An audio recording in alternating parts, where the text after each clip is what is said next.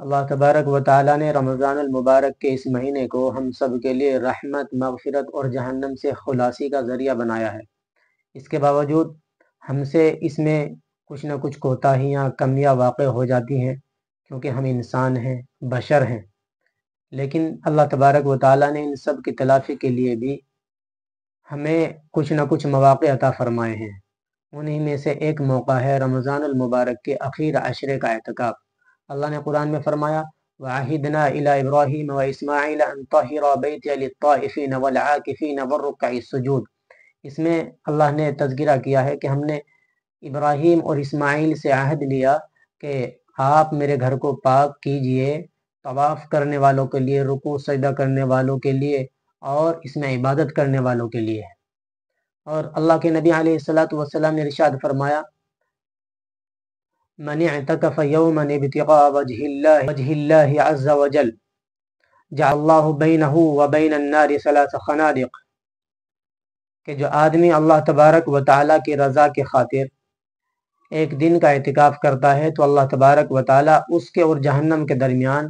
3 خندقیں بنا دیتے ہیں، اور ایک خندق کی جو لمبائی چوڑائی ہے وہ زمین اور آسمان کے درمیان میں ہے۔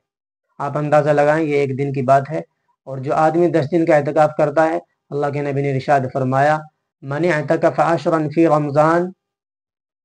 کحجتین و عمرتین، کہ جس آدمی نے رمضان المبارک کے 10 دنوں کا اعتکاف کیا گویا کہ اس نے 2 حج اور 2 عمروں کا ثواب اس کو حاصل ہو گیا۔ آپ اندازہ لگا سکتے ہیں کہ اللہ کے نبی علیہ الصلوۃ والسلام نے پوری زندگی کبھی بھی اعتکاف ناغہ نہیں فرمایا ہے، اور فرمایا کہ میں نے شب قدر کو تلاش کرنے کے لیے پہلے عشرے کا اعتکاف کیا، دوسرے کا کیا، اللہ تبارک و تعالیٰ نے اس کو مجھے تیسرے عشرے میں جا کر کے ملایا۔ یہ ایک ایسا عمل ہے کہ جس میں آ کر کے انسان، بندہ اپنے رب کی بارگاہ میں پڑ جاتا ہے اور اس کے در پر پڑ جاتا ہے کہ اے خداوند قدوس، میں آ گیا ہوں آپ کے در پر، آپ میری مرادوں کو پورا کیجئے، آپ میری مانگوں کو پورا کیجئے۔ لیکن اس کا یہ مطلب بھی نہیں ہے کہ ہم اعتکاف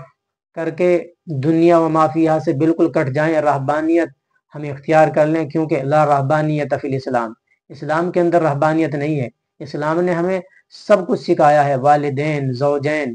اور اپنے رشتہ دار، تمام چیزوں کے حقوق ہمیں سمجھائے ہیں۔ تو ہمیں تھوڑی بہت اجازت دی ہے کہ ہم ضرورت کے بقدر ان سے ملاقات کر سکتے ہیں، بات چیت کر سکتے ہیں، لیکن پھر بھی 10 دن کے لیے ہم اور آپ اگر وقت نکالیں اور اس میں عبادت کریں تو اللہ تبارک و تعالی ہمیں اور آپ کو کتنا بڑا اجر اور ثواب عطا فرمائیں گے، اور شب قدر تو ہمیں اور آپ کو ضرور بھی ضرور مل ہی جائے گی۔ اور انسان کا کوئی بھی عمل ایسا نہیں ہے کہ جو 24 گھنٹے وہ عبادت بن سکے، لیکن اعتکاف کرنے والے کا 24 گھنٹے کا عمل عبادت بن سکتا ہے۔ اس کا عبادت کرنا تو عبادت میں شمار ہے ہی، نماز پڑھنا، تلاوت کرنا، ذکر کرنا، اللہ اللہ کرنا، اس کا سونا بھی عبادت بن جاتا ہے۔ محلے کی ہر مسجد میں ایک آدمی کا اعتکاف میں بیٹھنا از حد ضروری ہے، نہیں بیٹھیں گے تو ساری بستی کے لوگ گناہ گار ہوں گے۔ ہمیں اور آپ کو ترتیب یہ بنانی چاہیے کہ گھر کے چند افراد میں سے ایک فرد کو ہر سال متعین کر دیں کہ بھئی آپ کو اعتکاف کے لیے بیٹھنا ہے، اور اس سلسلے میں ہماری خواتین کو بھی پیچھے نہ رہنا چاہیے، ان کے لیے بھی اللہ تبارک و تعالیٰ نے بڑا اجر اور ثواب رکھا ہے، وہ بھی اس سلسلے میں آگے آئیں اور ان کو بھی اپنے گھروں کے اندر اعتکاف کرنا چاہیے۔ ان کے لیے جو مصلی گاہ ہے، نماز پڑھنے کی جگہ ہے، اسی کو اپنا معتکف بنا لے، اسی جگہ وہ اعتکاف کر لے۔ ضرورت طبعی اور شرعی کی وجہ سے باہر نکل سکتی ہیں، کام وہیں بیٹھے ہوئے کر لیں، قرآن کی تلاوت کریں، لیکن یاد رکھیں اس میں ایک مسئلہ وہ یہ کہ اگر اعتکاف کی حالت میں ماہواری شروع ہو جائے تو پھر آپ کو اعتکاف توڑنا پڑے گا، اور اعتکاف ختم کرنے کے بعد رمضان المبارک کے بعد آپ ایک روزہ رکھیں گی اور ساتھ میں آپ ایک دن کا اعتکاف بھی کریں گی۔ امسال 2025 1446 ہجری میں رمضان المبارک کے آخر عشرے کا اعتکاف آنے والے جمعے سے شروع ہو رہا ہے، جس میں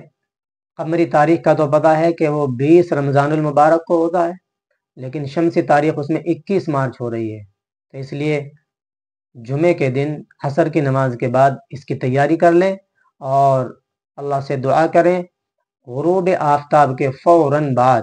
غروب آفتاب ہوتے ہی فوراً اس میں بیٹھ جانا ہے۔ اللہ تبارک و تعالی مجھے بھی اور آپ کو بھی عمل کرنے کی توفیق عطا فرمائے۔